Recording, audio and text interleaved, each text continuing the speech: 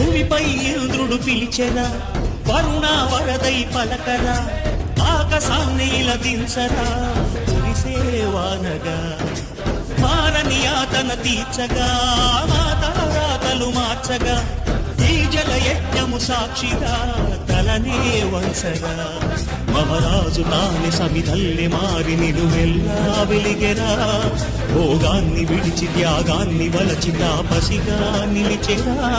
జనక్షేమమే తన సంకల్పముగా, తన ఊపిరి హోమజ్వాలనుగా, స్వర్గాన్ని శాసించెనుగా, అమృతమును ఆహ్వానించెనుగా.